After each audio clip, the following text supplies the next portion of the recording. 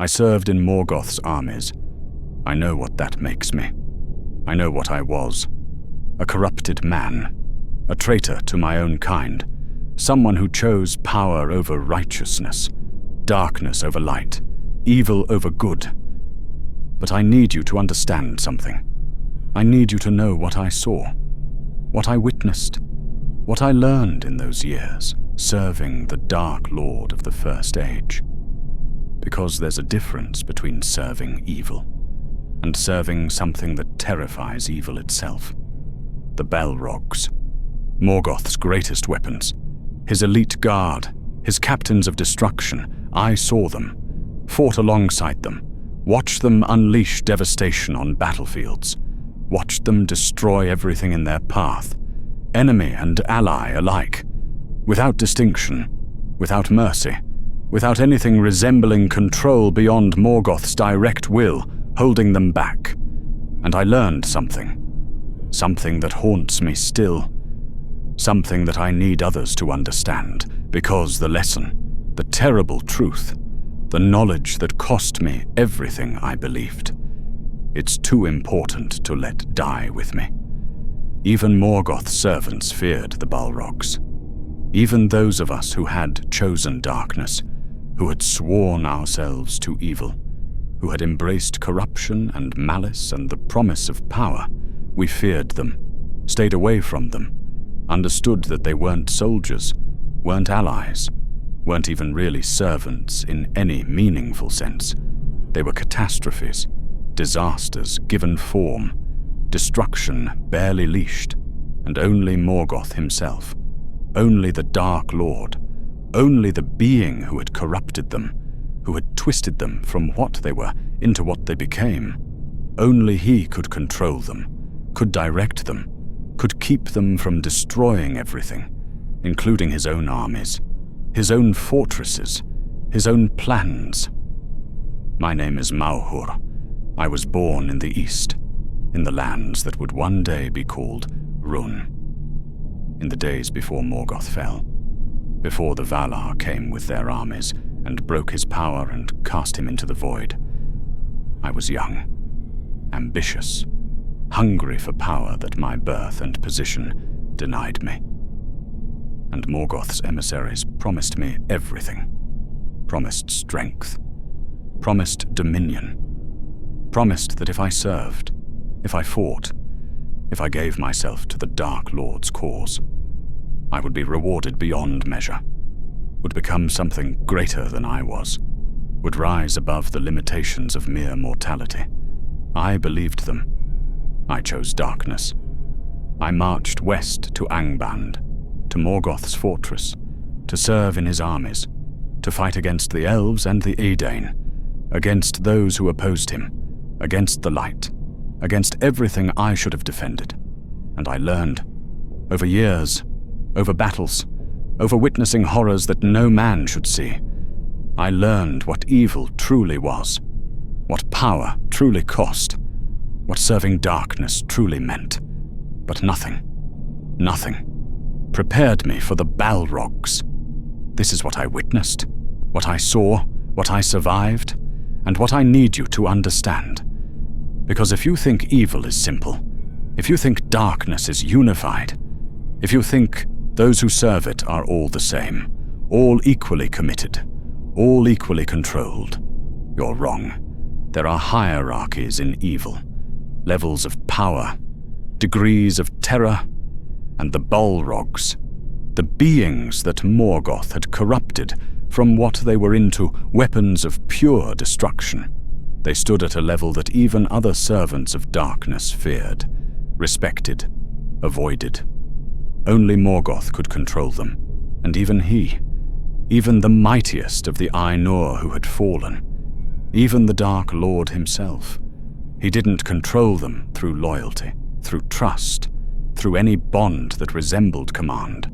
He controlled them through sheer force of will, through power so overwhelming that even Balrogs, even beings of fire and shadow and ancient malice, had no choice but to obey, for as long as his attention held them, for as long as his will pressed against theirs. for as long as he watched.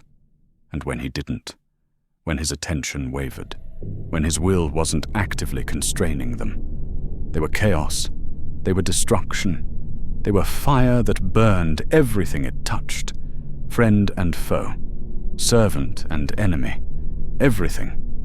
I arrived at Angband in the spring, if you could call it spring.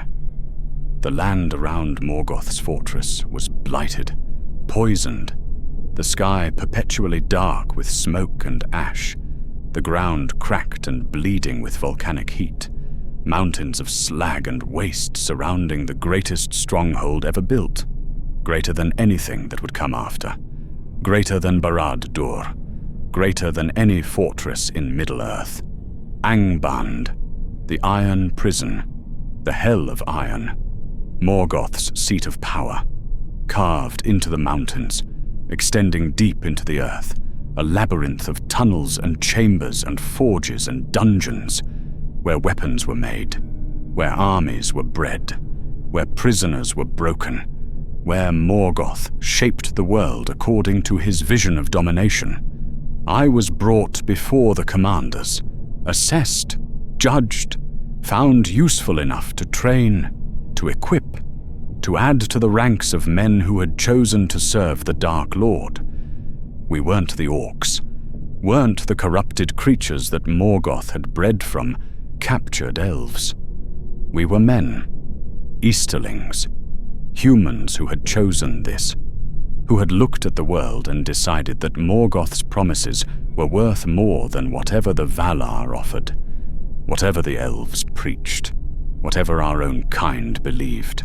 The training was brutal, efficient, designed to break whatever hesitation remained, whatever doubt, whatever conscience. They taught us to fight, to kill, to obey without question, to see the enemy, the elves, the Edain who fought against us, not as people but as obstacles, as targets, as things to be destroyed. And I learned, adapted, became what they wanted me to become. A soldier in Morgoth's armies, a weapon pointed at his enemies. Someone who had given up everything, morality, humanity, hope, in exchange for power, for strength, for the belief that I was on the winning side, that serving Morgoth meant serving inevitability, that his victory was as certain as sunrise. I believed it. For months, for the first year, I believed completely. Watched the armies gather, watched the weapons being forged, watched the preparations for campaigns that would crush the elves, that would break their kingdoms, that would prove Morgoth's supremacy over everything in Middle-earth. I was confident, proud, certain that I had made the right choice, that I would be rewarded, that I would rise, that I would become something greater than what I was born to be. And then I saw the Balrogs, and everything changed. It was in the deep halls, the lowest levels of Angband, where the greatest forges burned, where the most powerful weapons were made, where Morgoth's inner circle gathered, where his captains and lieutenants and most trusted servants dwelt. I was part of a unit being moved through the fortress, being positioned for a campaign. We marched through corridors that grew hotter, darker, more oppressive. The air thick with smoke and the smell of burning metal. The walls radiating heat that made breathing difficult, made thinking difficult, made you understand that you were descending into something, somewhere, that wasn't meant for mortal men. And then we saw them, the first time, the Balrogs, Morgoth's ancient servants, his corrupted Maiar, his weapons of terror. They were in a great chamber, a forge larger than any cathedral, larger than anything I had ever imagined could exist. And they were. I don't have words. Not really. Not words that can capture what it felt like to see them, to be in their presence, to understand what they were. Massive, taller than any man, taller than trolls, wrapped in shadow and flame, fire that didn't burn like normal fire, that didn't flicker, that didn't dance, that just was, like fire made solid, like flame that had become substance, become flesh, become something that existed between states of matter, and the shadow, it clung to them, moved with them, but not like smoke, not like darkness caused by absence of light, like shadow that was alive, that had presence, that pressed against your eyes, your mind, your very ability to perceive, like looking at them hurt, like your brain couldn't process what you were seeing, like they existed in a way that defied understanding, whips of fire in their hands, or sometimes swords, massive blades that glowed with heat, that left trails of flame in the air,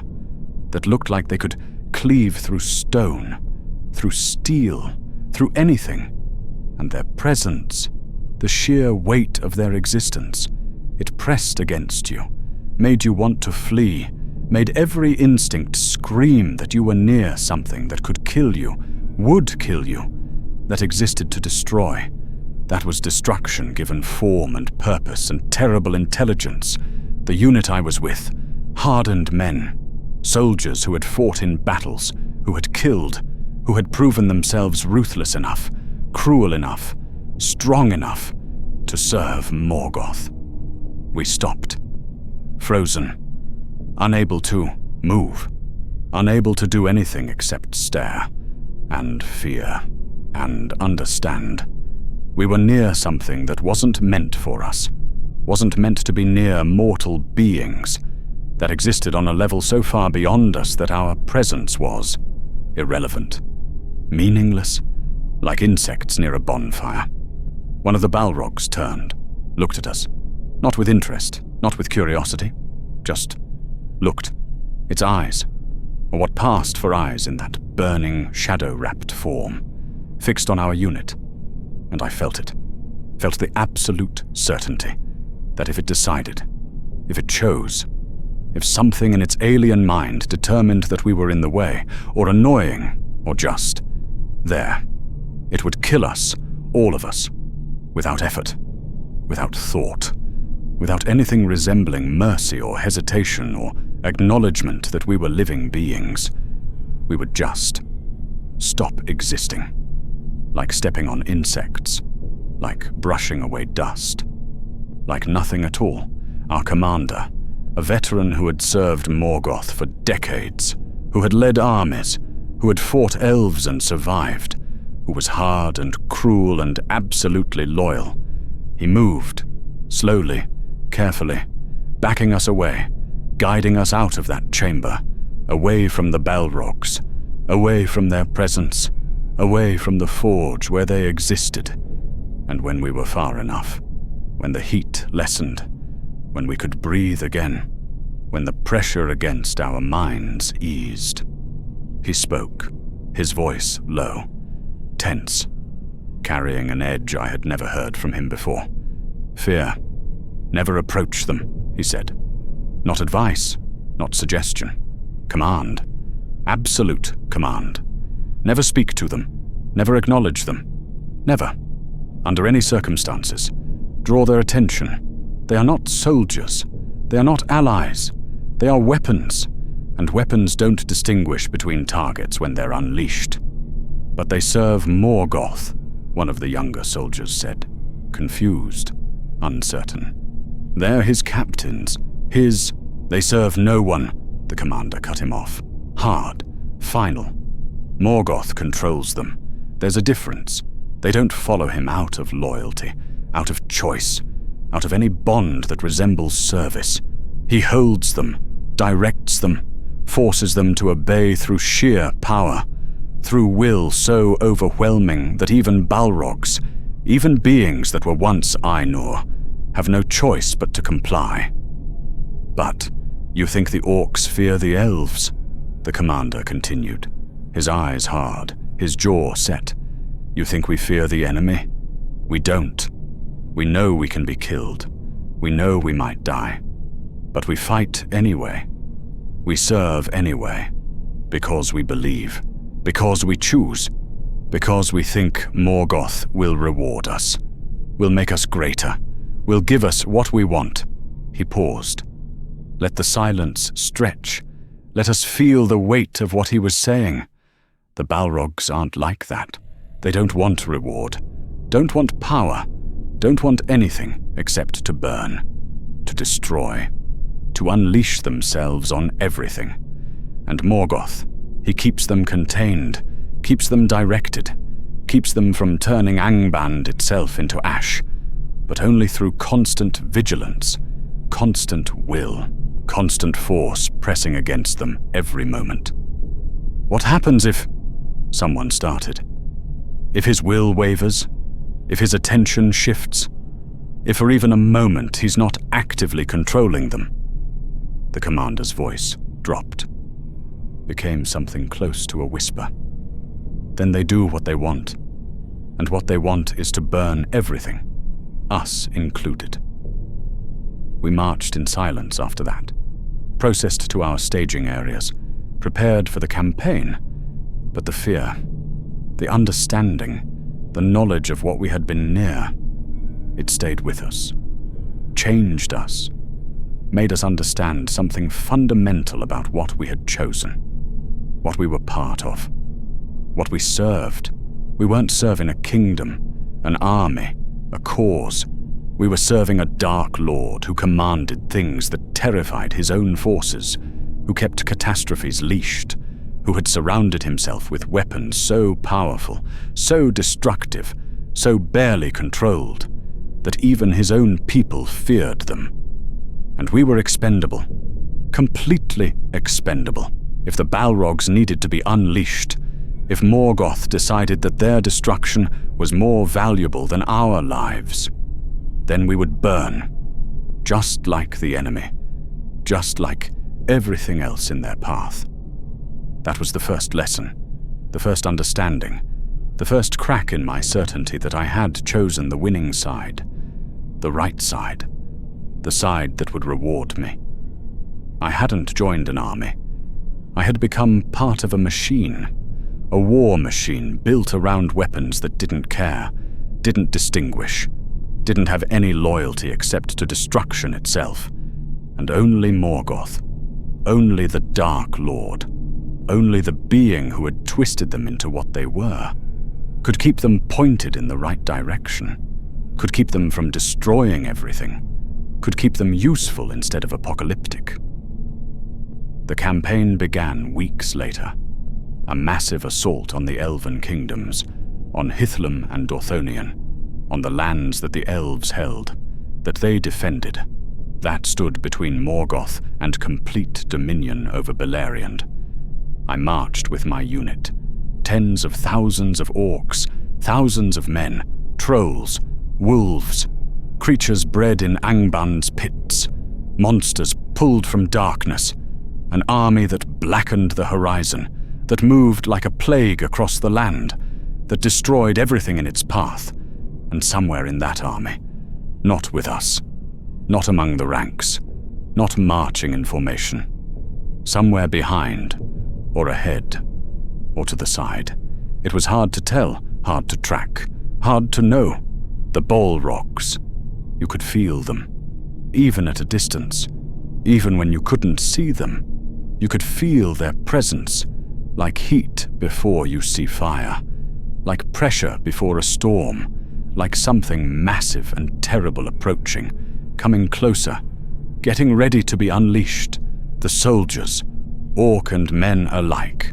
We gave them space, wide berths, made sure we weren't anywhere near where they might be, where they might pass, where they might decide to move through. Because the stories, the rumors, the whispered warnings from veterans who had survived previous campaigns, they all said the same thing when the Balrogs were unleashed, when Morgoth released them, when they were given a target and told to destroy. They didn't stop, didn't distinguish, didn't care what was in their way. Enemy, ally, landscape, buildings, people, animals, everything, all of it. Fuel for their fire, obstacles to be removed, things to be destroyed. we reached the enemy positions, elven fortifications, defensive lines built to hold against invasion, manned by warriors who had fought Morgoth for centuries, who knew what we were, what we represented, who stood ready to die defending their lands, their people, their kingdoms. The assault began, the normal way, orcs charging, men advancing, siege weapons firing, the grinding, brutal work of breaking through defenses, of overwhelming positions, of pushing forward step by step, death by death, body by body. It was going slowly. The elves were good, better than good. Their archers devastating. Their swordsmen skilled beyond anything we could match individually. Their magic. Yes, they had magic. Light and fire and power that cut through our ranks. That held us back. That made every advance cost more than it gained. We were losing, or at least not winning fast enough, not breaking through, not achieving the overwhelming victory that Morgoth demanded, that the campaign required, that would prove his dominance. And then, from behind our lines, from somewhere in the army, we felt it, felt them, approaching. The Balrogs were coming forward, being moved into position, being readied for what we all knew was coming, what always came when the normal assault failed, when the grinding advance wasn't enough, when Morgoth decided that speed, that overwhelming destruction, that absolute annihilation was more important than anything else, including the lives of his own soldiers. I saw one first, cresting a hill, moving through our ranks. The soldiers, orcs and men and creatures, all of them, scattering, fleeing, getting out of the way, not because they were ordered to, not because of discipline, but because instinct, survival, the absolute certainty that being near it, being in its path, being anywhere that it might notice you, was death. It didn't acknowledge us, didn't look at the soldiers fleeing from its approach, didn't seem to register that we existed at all. It just moved toward the enemy lines, toward the elven positions, toward the target that Morgoth had given it, and behind it, following, more. I counted six Balrogs, moving forward, being positioned, being aimed, like weapons, like siege engines, like forces of nature about to be released. The elves saw them, from their walls, their fortifications, their defensive positions. They saw, and I watched, from a distance, from safety, from where I had fled to when the Balrogs approached. I watched the elven faces change, watched fear, real fear, replace the determined resistance, the confident defense, the belief that they could hold, because they knew, just like we knew, what was coming, what the Balrogs meant, what would happen when Morgoth released them. Destruction. Absolute destruction. No defense, no resistance, no hope of holding. Just fire, shadow, death, everything burning, everything falling, everything ending. Morgoth's will, his presence. We couldn't see him. He was back in Angband, miles away, safe in his fortress. But we felt it. Felt his attention on the battlefield. Felt his power pressing against the world, against the Balrogs, against the terrible weapons he had brought forward, holding them, containing them, keeping them focused, keeping them aimed, keeping them from simply exploding outward in every direction, destroying everything, us, them, the land itself, and then the release. I can't describe it properly. What it looked like when Morgoth released the Balrogs, when he stopped holding them back, when he told them, commanded them, forced them to unleash everything on the elven positions, to destroy, to burn, to annihilate. They didn't charge, didn't run, didn't move like soldiers or warriors or anything that resembled tactical advance.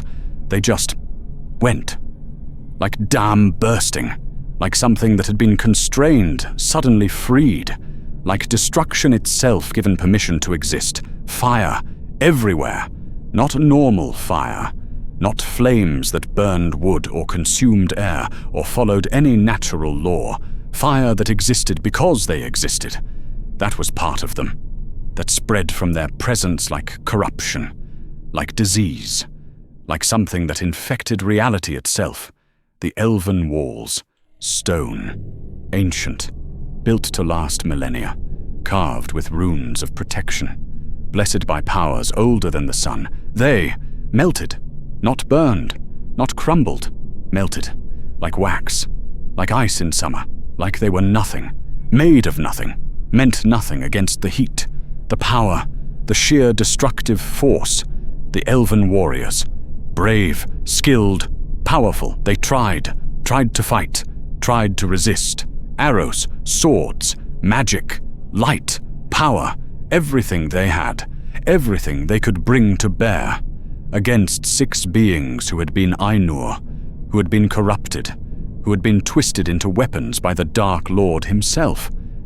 It meant nothing. The arrows burned before reaching them, the swords shattered on contact, the magic dispersed, consumed, overwhelmed, like trying to stop the sun with a candle, like trying to hold back the ocean with your hands, like fighting something so far beyond mortal power, beyond elven power, beyond anything except the Valar themselves. That resistance was absurd, futile, meaningless. I watched elves die, hundreds of them, thousands, not in combat, not in battle, not fighting with any hope of victory or survival, just burning, being consumed, being destroyed, being reduced to ash and memory and nothing. And I felt something, horror, regret, understanding that what I was witnessing, what I was part of, what I had chosen to serve, it wasn't conquest, it wasn't war, it wasn't even evil in any comprehensible sense.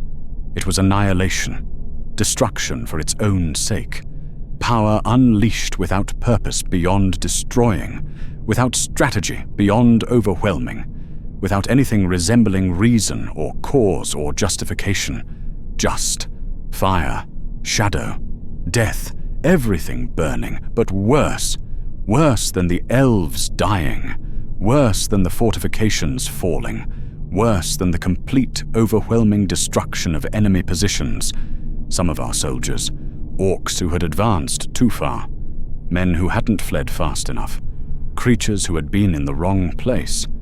They burned too.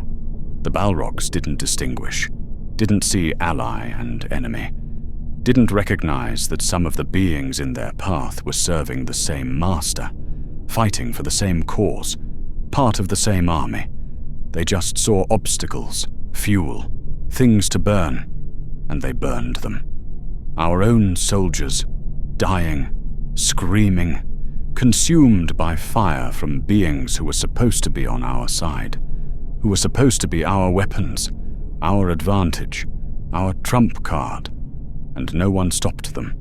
No one could stop them, not the orc commanders, not the human captains, not anyone except Morgoth himself. And he didn't stop them from killing our own people, didn't pull them back, didn't redirect them, didn't do anything except let them burn, let them destroy, let them consume everything in their path, enemy and ally alike, because the destruction was the point, the overwhelming devastation was the goal. Breaking the elven positions completely, absolutely, without possibility of resistance or recovery. That was more important than the lives of orcs, of men, of anything except achieving total annihilation of the target. We were expendable, completely expendable, tools to be used, sacrificed if necessary, burned if convenient, lost if it meant the Balrogs could destroy the enemy more completely.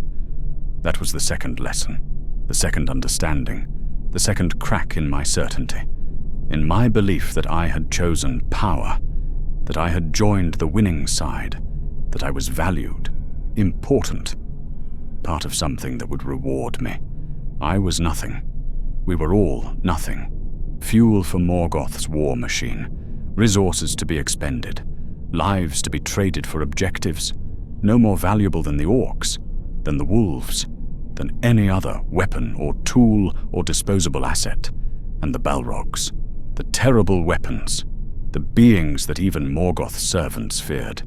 They were the proof, the demonstration, the absolute evidence that to Morgoth, to the Dark Lord, to the being we served, nothing mattered except his goals, his dominion, his victory. Everything else, everyone else, could burn. The battle ended, or what remained of it ended. The elven positions were gone, destroyed, reduced to ash and melted stone, and bodies burned beyond recognition. The survivors, if there were survivors, had fled, scattered, run to whatever refuges remained, whatever strongholds still stood, whatever hope they had left. We, the army, what remained of it, thousands lost to elven resistance.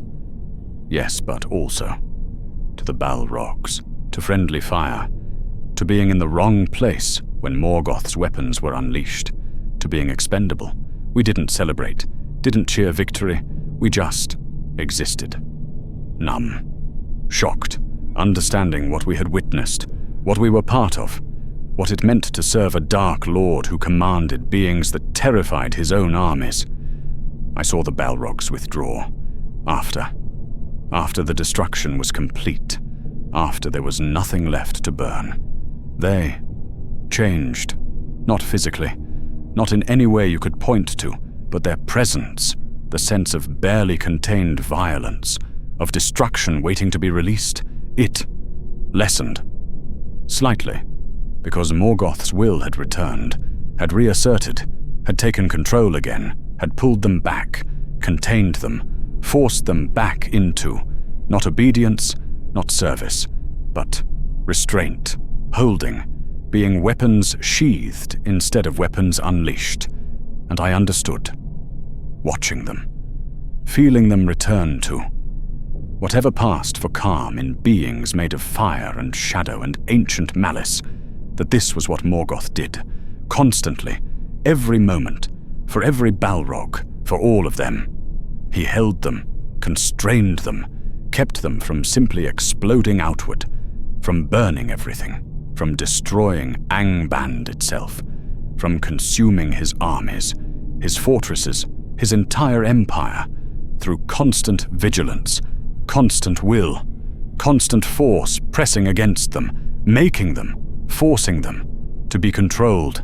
And if he stopped, if his attention wavered, if his will weakened, if for even a moment he wasn't actively holding them back, they would burn everything, everything, without distinction, without pause, without anything resembling control or reason or purpose beyond destruction itself. That's what it meant to command Balrogs. Not to have loyal servants, not to have dedicated soldiers, not to have allies who chose to fight for your cause, but to have weapons, terrible weapons, that you had to hold, constantly, forever, or they would destroy everything you built.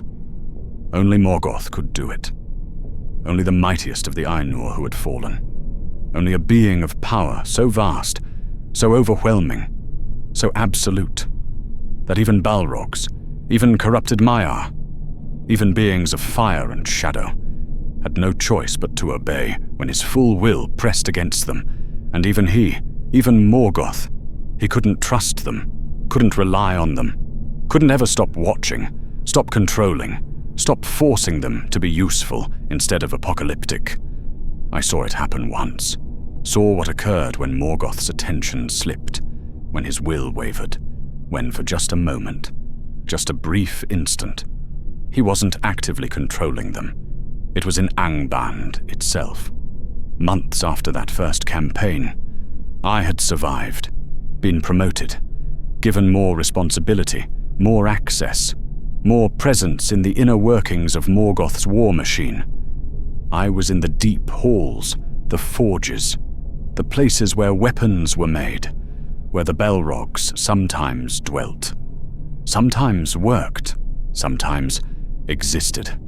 There was an alarm, a disturbance, something happening in the north, an elven raid, a bold assault on one of Morgoth's outer fortifications, small, insignificant in the grand scheme, but surprising, unexpected, requiring his immediate attention, his will, his power to crush it, to end it, to punish those who dared, and for a moment, for just an instant, his attention, his will, the constant pressure he exerted on the Balrogs.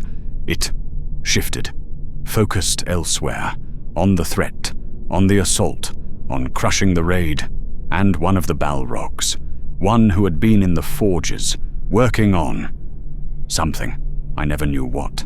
It stopped working, stopped following whatever purpose Morgoth had assigned, stopped being constrained, held, controlled, and started just existing as itself, as what it wanted to be, as destruction without purpose or direction or goal, fire spreading, not at anyone, not toward any target, just outward, in all directions, consuming everything, the forges, the tools, the materials, the other workers. Orcs fled, screaming, running, trying to escape. Some made it, some didn't. Some burned, consumed, reduced to ash, by fire that wasn't aimed at them, wasn't targeting them, was just there, existing, spreading, because the Balrog existed, and without Morgoth's will constraining it, its nature, its essence, its fundamental being, was fire, was destruction, was burning. I ran, we all ran, away from that section of Angband, away from the Balrog, away from the destruction spreading through the fortress itself, through Morgoth's own stronghold, because one of his weapons, for just a moment, for just a brief lapse in control, had become what it naturally was: catastrophe. And then, Morgoth's attention returned.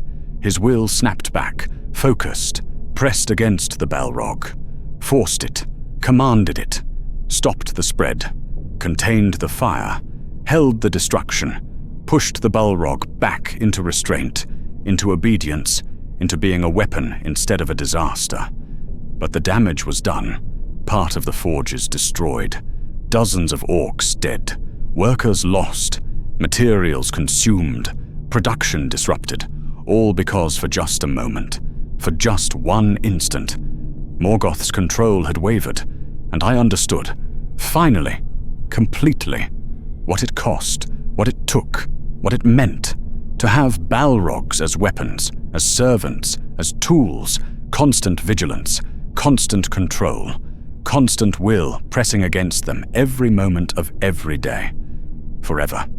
Because the moment you stopped, the moment your attention shifted, the moment your will wasn't actively holding them, they destroyed everything.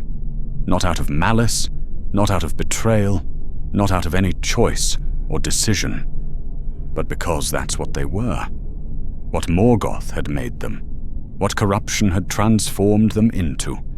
Beings whose natural state was destruction, whose existence was fire, whose purpose, if they had one beyond what was forced on them, was to burn everything.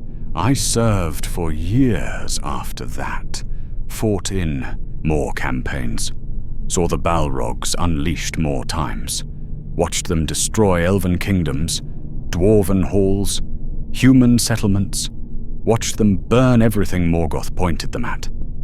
And sometimes, things he didn't, things that just happened to be near, happened to be in the way, happened to exist in the same space when they were released. And I watched Morgoth's other servants, his lieutenants, his commanders, his most powerful followers. I watched how they acted around the Balrogs, how they approached them, how they spoke about them. Sauron, Morgoth's chief lieutenant, the Maya who would one day become the Dark Lord of the Second and Third Ages, who would forge the One Ring, who would terrorize Middle-earth for thousands of years, even he, even Sauron, the second most powerful being in Morgoth's service, the one who commanded armies, who led campaigns, who acted with Morgoth's authority. He stayed away from the Balrogs, gave them distance, respected their space, treated them not as fellow servants, not as allies, not as weapons to be commanded, but as hazards, dangers, things to be avoided, to be careful around, to never, ever draw the attention of. I saw it once, saw Sauron in the same chamber as a Balrog, both summoned to Morgoth's presence, both receiving orders, both being assigned roles in an upcoming campaign, and I watched how Sauron, powerful, ancient, cunning beyond measure, positioned himself, kept distance, made sure he wasn't close, wasn't near, wasn't anywhere that the Balrog might notice him, might turn toward him, might decide that he was in the way, because even Sauron, even the being who would corrupt Numenor, who would dominate the bearers of the Nine Rings, who would build Barad-dûr and wage war against all of Middle-earth, even he knew, understood, respected, that the Balrogs were beyond him, were more dangerous than him, were something that even he, with all his power, with all his cunning, with all his malice, could not control, could not command, could not even approach safely, unless Morgoth's will was actively holding them, actively protecting, actively ensuring they didn't simply burn whatever was near. That was the ultimate lesson, the final understanding, the complete knowledge of what it meant to serve Morgoth, to be part of his armies, to fight for his cause. We served a dark lord who commanded beings that his own chief lieutenant feared, who even his most powerful servants avoided, who could only be controlled through constant exertion of will so overwhelming that it required a Vala, required Morgoth himself, required power that nothing else in Middle-earth possessed, and we, the orcs, the men, the corrupted, the deceived, the servants who had chosen darkness, we were beneath all of that, were so far below the level where these powers operated, that our lives, our existence, our value, it was nothing. Fuel, resources, things to be expended, lost, sacrificed, burned, whenever it served Morgoth's purpose. The end came, eventually, the War of Wrath, when the Vala, the powers of Arda, the beings who had shaped the world, finally, intervened, came to Middle-earth with their armies, with their host, with power that even Morgoth couldn't match, couldn't overcome, couldn't defeat. I was there, in the final battles, watched Morgoth throw everything at them, every army, every weapon, every resource, the Balrogs, all of them, unleashed, given one command, one purpose, one target: destroy the host of the Valar, burn them, stop them, win, and they tried. The Balrogs fought, raged, burned, destroyed everything they touched, cut through the Valar's armies like fire through paper, killed, devastated, proved why they were feared, why they were Morgoth's ultimate weapons, why nothing in Middle-earth could stand against them. But the Valar, they were beyond Middle-earth, were Ainur themselves, were powers that matched, that exceeded, that overwhelmed even Balrogs, even corrupted Maiar, even beings of fire and shadow and ancient malice. And the Balrogs fell one by one, fought, destroyed, cast down, killed, proven, finally, that they weren't invincible, weren't unstoppable, weren't beyond death, just powerful, terrible, dangerous beyond measure, but not, ultimately, not beyond the Valar themselves, not beyond the powers that had shaped the world, not beyond the beings who had sung creation into existence. Most of the Balrogs died in that war, fighting, burning, destroying until they were destroyed, giving Morgoth everything, every bit of their terrible power, every moment of their existence, until they had nothing left, until they fell, until they ended. Some fled when Morgoth was defeated, when he was cast into the void, when his will, his control, his constant pressure holding them, restraining them, containing them, was gone, severed, ended. They fled into the deep places, into the roots of mountains, into darkness, where they could exist, where they could burn, where they could be what they were, without purpose, without direction, without anything except their own nature, hiding, sleeping, waiting for thousands of years, until one Balrog, in the deeps beneath Khazad Dûm, beneath Moria, would be awakened, would be disturbed, would emerge, and would face Gandalf, would face another mire, would face its end, finally, permanently, after millennia of existence. But that was later, much later, long after I was gone, long after everything I knew, everything I had been part of, had ended. I survived the War of Wrath, somehow, fled when it became clear, when Morgoth's defeat was inevitable, when the host of the Valar had won, when everything, everyone, every army and servant and follower was being destroyed, cast down, ended.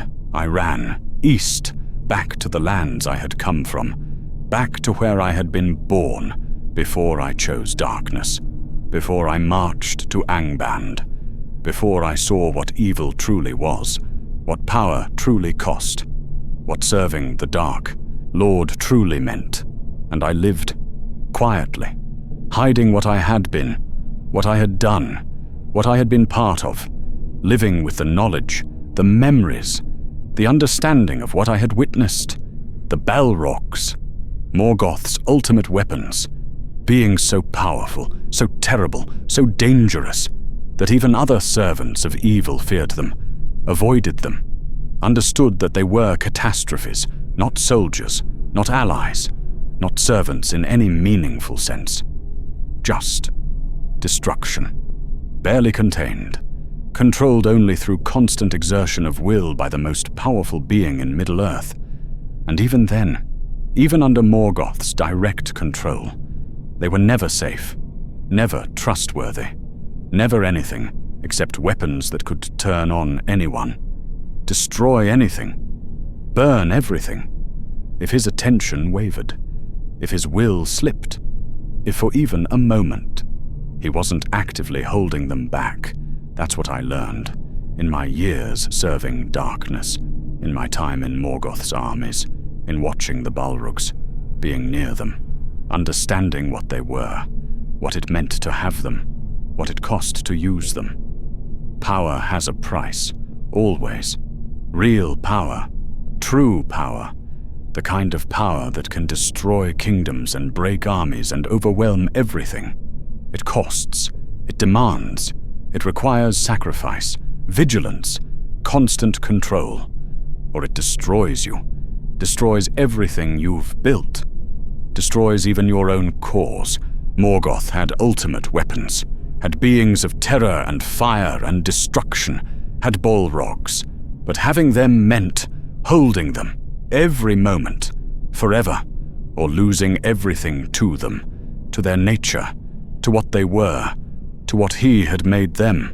Only Morgoth could control the Balrogs, only the Dark Lord himself, only power so vast, so overwhelming, so absolute, that even corrupted Maiar had no choice but to obey. And even he, even with all his power, all his will, all his malice, he couldn't trust them, couldn't rely on them, couldn't ever stop watching, controlling, forcing them to be weapons instead of catastrophes. That's what I witnessed, what I survived, what I need others to understand. Even evil fears evil. Even darkness has hierarchies. Even the servants of the Dark Lord understood, knew, respected, that some powers are too dangerous to approach, too terrible to stand near, too destructive to ever truly control.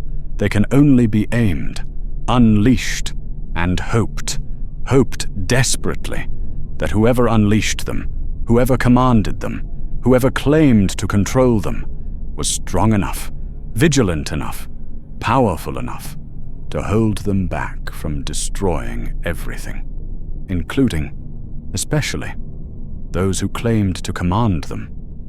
If you want to hear more tales from the darkest corners of Middle-earth, from those who served evil and witnessed its true nature, from those who survived to tell what really happened in the wars of the First Age, please subscribe to Whispers from the Past. There are countless stories still untold, countless truths about power and its cost, countless lessons from those who chose darkness and learned what it truly meant. Subscribe and journey with us through the legends and the shadows of Tolkien's world.